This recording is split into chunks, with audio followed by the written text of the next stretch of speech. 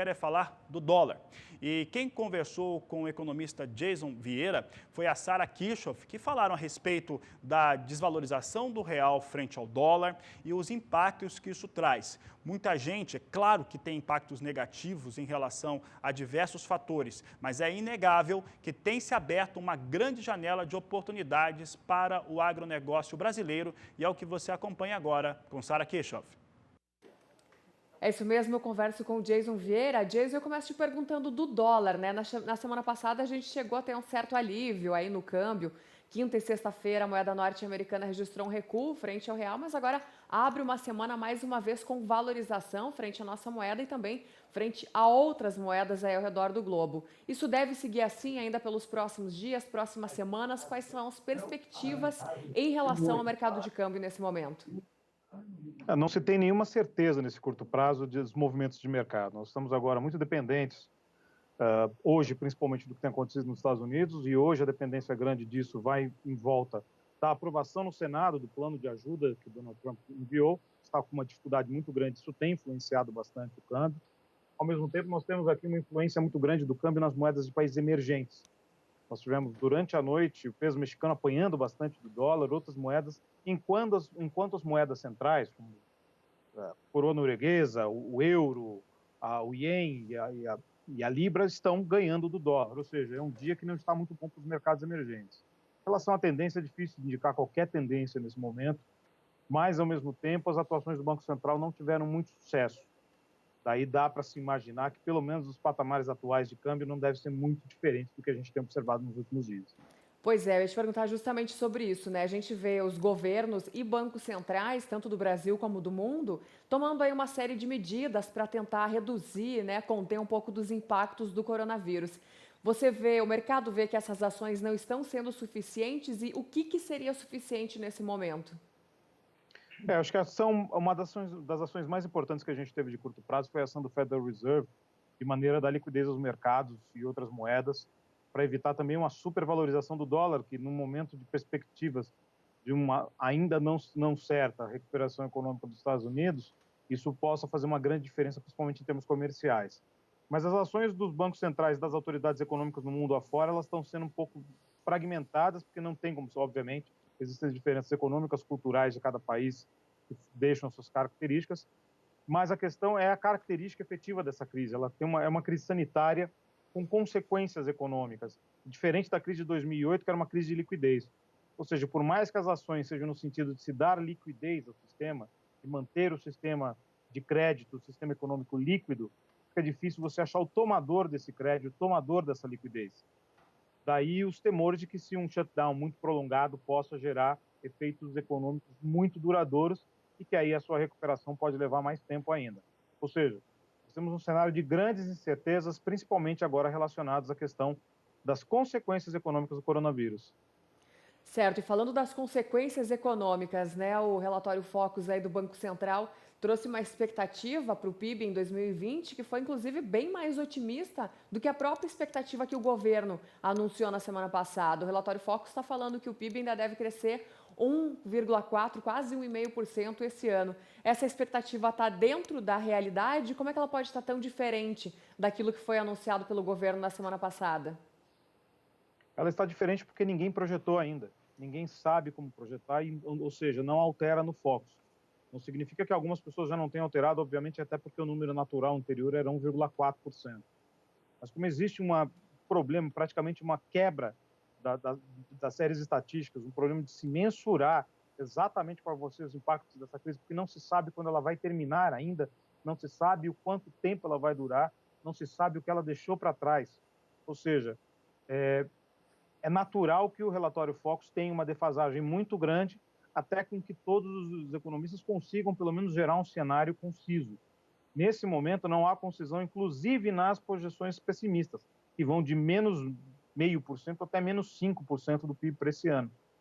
Daí esse contexto de se entender que o relatório Focus, ele existe uma defasagem ali, porque diversos economistas, diversos analistas sequer alteraram suas projeções, porque simplesmente não há um arcabouço estatístico para que isso possa ser feito no curto prazo. Jason, e em relação ao Ibovespa, né, o índice aí, o principal índice da Bolsa de Valores de São Paulo, A gente viu no mês de janeiro ele bater recordes nominais aí na casa de 119 mil pontos pela primeira vez na história. E agora o índice está em torno de 61, 62 mil pontos, recuperando aqueles patamares lá de 2017. Claro que a crise do coronavírus impacta em todas as bolsas, aqui no Brasil não é diferente, mas a gente deve, depois que tudo isso passar, a gente deve recuperar aquele patamar dos 119 mil pontos, ou ele estava acima do que seria aceitável, acima do normal para aquele momento? Dado o cenário que nós temos atual, precisaria um contexto de muita melhora, muito positivo, para que a gente voltasse a 119 mil pontos. É praticamente impossível esse ano observarmos esses números novamente. Dado que também não se sabe até que ponto a Bolsa vai cair, né? No fundo do poço talvez não tenha chegado, ou talvez tenha, ninguém sabe nesse momento. E para cima, pior ainda, dado que se sabe muito bem que o tempo que se levou a se chegar a 119 mil pontos, o desenho para se chegar a 119 mil pontos foi muito diferente do contexto que nós temos agora. Ou seja, as dificuldades são maiores, o potencial é de que isso daí, caso haja recuperação mais rápida do coronavírus, tenha também uma recuperação. Mas a faixa dos 100 mil pontos, dificilmente ela vai ser alcançada. Jason, e qual que é a melhor notícia que o mercado espera nesse momento para reagir positivamente? Porque a gente tem as informações de que o número de novos casos na China, por exemplo, de coronavírus, vem diminuindo. O número de mortes na Itália, embora ainda seja muito alto, mas ele está menor do que nos dias anteriores. O que seria uma boa notícia de fato para o mercado reagir positivamente e com força? Eu acho que a notícia de mais impacto que nós podemos reagir no curto prazo é a notícia relacionada a um profilático, alguma coisa que pelo menos que não cure a doença, mas que pelo menos consiga tratar os doentes e mantê-los imunes após, obviamente, a passagem da doença. Esse é o ponto mais importante, porque em relação à redução dos números na Itália e o que já aconteceu na China, isso é um efeito defasado. É muito importante, é muito ótimo que isso tudo esteja sendo noticiado, que isso tudo aconteça, mas isso aconteceu na China, agora está acontecendo na Europa, com o epicentro na Itália, e provavelmente vai acontecer nos Estados Unidos para depois acontecer no Brasil. Tudo isso tem um efeito defasado. Ou seja, nós vamos estar com o sofrimento passando por momentos diferentes. O importante realmente é de que o Brasil, de certa maneira, está tomando medidas, aproveitando essa defasagem de tempo, que pode ter uma reação importante nesse sentido.